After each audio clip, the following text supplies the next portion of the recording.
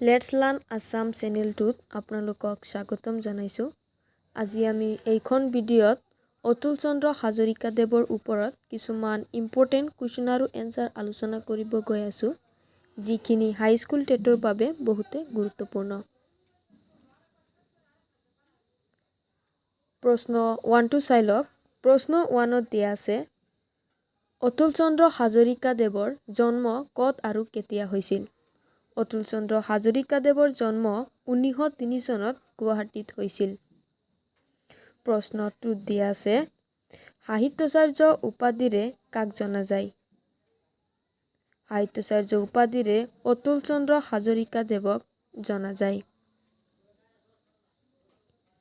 প্ৰশ্ন 3ত দিয়া আছে, সাহিত্যাচাৰ্য উপাধিটো অতুল চন্দ্ৰ হাজৰিকাক কোনে প্ৰদান কৰিছিল? সাহিত্যাচাৰ্য উপাধিটো অতুল চন্দ্ৰ হাজৰিকাক অসম সাহিত্য সভাই 1982 চনত প্ৰদান কৰিছিল। প্ৰশ্ন 4ত দিয়া আছে, অতুল চন্দ্ৰ হাজৰিকাৰ নাটকসমূহক কেইটা ভাগত ভাগ কৰিব পাৰি? 4টা ভাগত ভাগ কৰিব পাৰি। প্ৰশ্ন 5ত দিয়া আছে, কনৌজ কুঁৱৰী আৰু ছত্ৰপতি শিৱাজী নাট দুখনত কি ভাষাৰ নাটৰ আধাৰত প্ৰতিফলিত হৈছে?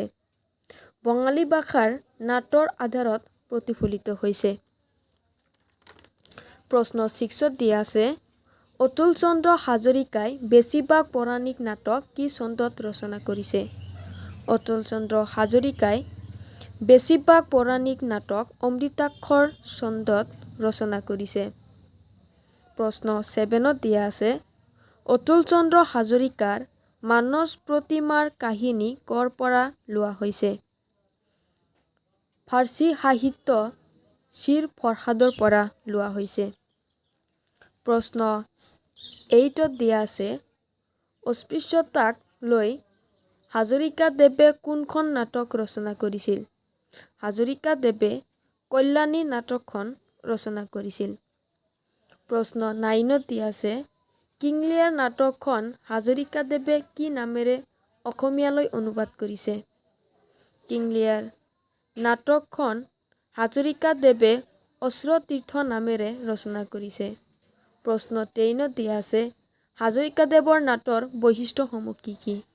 হাজৰিকাদেৱৰ নাটৰ বৈশিষ্ট্যসমূহ হ'ল, নাম্বাৰ 1ত দিয়া আছে বৰ্ষী সংঘাত প্ৰদান, নাম্বাৰ 2ত দিয়া আছে একাধিক উপকাহিনী আৰু চৰিত্ৰৰ বাহুল্য, নাম্বাৰ 3ত দিয়া আছে গীতৰ বাহুল্য আৰু স্বদেশ প্ৰীতি।